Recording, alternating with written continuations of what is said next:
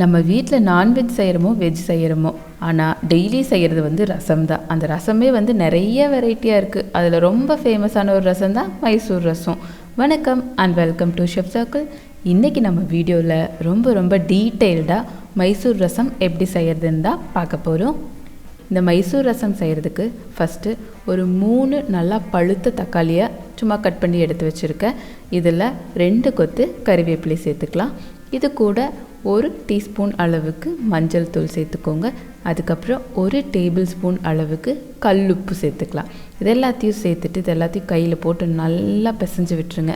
அந்த தக்காளி அந்த உப்பு எல்லாமே நல்லா பிசையும் போது கரைஞ்சி வந்துடணும். அந்த அளவுக்கு இதை வந்து நல்லா பிசைஞ்சிருங்க.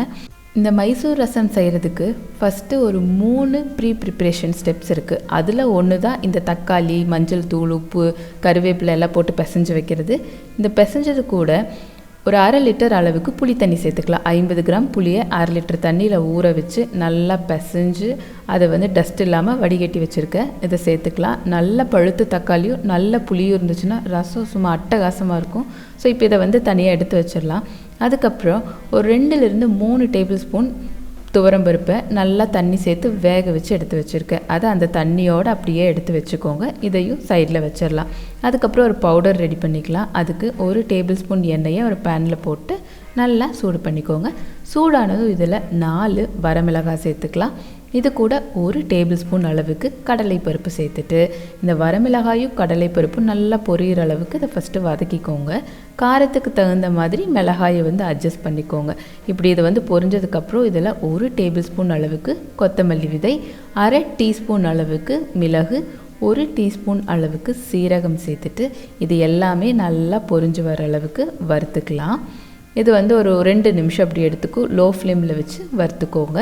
இது நல்லா இந்த மாதிரி ப்ரௌன் கலரில் வறுத்ததுக்கப்புறம் இதில் 2 டேபிள் ஸ்பூன் அளவுக்கு துருவின தேங்காய் சேர்த்துக்கலாம். அப்படி இல்லாட்டி தேங்காய் சின்ன கீத்தாக கட் பண்ணி கூட சேர்த்துக்கோங்க. சேர்த்துட்டு இந்த தேங்காயும் ஒரு மாதிரி கோல்டன் ப்ரௌன் கலர் வந்ததும் மிக்சர் ஜாரில் மாற்றி நல்லா ஆற வச்சு அரைச்சி எடுத்து வச்சிடலாம். அதுக்கப்புறம் நம்ம கரைச்சி வச்சுருக்க தக்காளி புளி எல்லாத்தையும் ஒரு பாத்திரத்தில் இல்லை பானையில் இதில் வேணால் மாற்றிட்டு இதில் ஒரே ஒரு பச்சை மிளகாயை 2ஆக கிள்ளி வச்சுருக்கேன். அதை சேர்த்துக்கலாம்.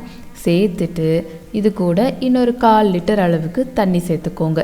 ஸோ உங்களுக்கு எவ்வளோ ரசம் வேணுமோ அதுக்கு தகுந்த மாதிரி நீங்கள் தண்ணி சேர்த்துக்கோங்க. சேர்த்துட்டு இதை நல்லா மிக்ஸ் பண்ணி விட்டுட்டு ஒரு 5 நிமிஷத்துக்கு இது குக் பண்ணலாம். எப்படின்னா அந்த தண்ணி வந்து நல்லா அப்படியே நுர கட்டி வரும். அப்படி வரும்போது இந்த பச்சை மிளகாயும் நல்லா வெந்துடும். அதே சமயம் இந்த புளி, தக்காளி இது எல்லாத்தையோட பச்சை வாசனை கம்ப்ளீட்டாக போயிடும். ஸோ இந்த மாதிரி நுரக்கட்டி வரும்போது நீங்கள் அந்த பச்சை மிளகாய் எடுத்து இப்படி நசுக்கி பார்த்தீங்கன்னா அது அப்படியே நசுப்படுற மாதிரி இருக்கும். ரொம்ப வெந்திருக்காது, ஒரு பாதியிலேருந்து 3/4 அளவுக்கு வெந்திருக்கும். ஸோ இந்த ஸ்டேஜில் நம்ம இதில் வந்து வேக வச்சு எடுத்து வச்சுருக்க பருப்பு சேர்த்துக்கலாம். அப்படியே அந்த தண்ணியோடு சேர்த்துருங்க. அதுக்கப்புறம் இதில் 2 டேபிள் ஸ்பூன் அளவுக்கு கொத்தமல்லி இலையை நல்லா பொடியாக நறுக்கி வச்சுருக்கேன். இதை சேர்த்துட்டு நம்ம அரைச்சி வச்சுருக்கோம்ல ஒரு பவுடர், அந்த பவுடரை சேர்த்துக்கோங்க. முடிஞ்ச அளவுக்கு நல்லா பொடியாக இருக்கிற மாதிரி பார்த்து அரைச்சிக்கோங்க. இதை சேர்த்துட்டு இதை நல்லா மிக்ஸ் பண்ணி விட்டுறலாம். உப்பு செக் பண்ணிக்கோங்க, தேவைப்பட்டால் போட்டுக்கோங்க. எனக்கு வந்து இங்கே கரெக்டாக இருக்குது, அதனால் நான் மறுபடியும் ஆட் பண்ணல. ஸோ இந்த மாதிரி நல்லா கலந்து விட்டு இது நுரக்கட்டி வர அளவுக்கு வரட்டும். நீங்கள் சைடில் இதுக்கு தாளிப்பு ரெடி பண்ணிக்கலாம். அதுக்கு ஒரு பேனில் 1 டேபிள் ஸ்பூன் அளவுக்கு நெய் சேர்த்துக்கோங்க. நான் வந்து அங்கே பவுடருக்கு ரெடி பண்ண பேனே யூஸ் பண்ணிவிட்டேன். நீங்கள் சின்னதாக ஏதாவது யூஸ் பண்ணுறதுனால பண்ணிக்கலாம். நெய் வந்து நல்லா சூடானது இதில் 2-3 வரமிளகாய் சேர்த்துக்கோங்க. இது கூட 1/2 டீஸ்பூன் அளவுக்கு கடுகு சேர்த்துக்கலாம். அதுக்கப்புறம் 1 கொத்து கறிவேப்பிலை இதை சேர்த்துட்டு இதில் 1/2 டீஸ்பூன் அளவுக்கு பெருங்காயத்தூள் சேர்த்துக்கோங்க. நீங்கள் கட்டி பெருங்காயம் சேர்த்துறனாலும் இந்த ஸ்டேஜ்லேயே சேர்த்துக்கலாம். சேர்த்துட்டு இது எல்லாமே நல்லா பொரிஞ்சு வர்ற அளவுக்கு வந்துடட்டும்.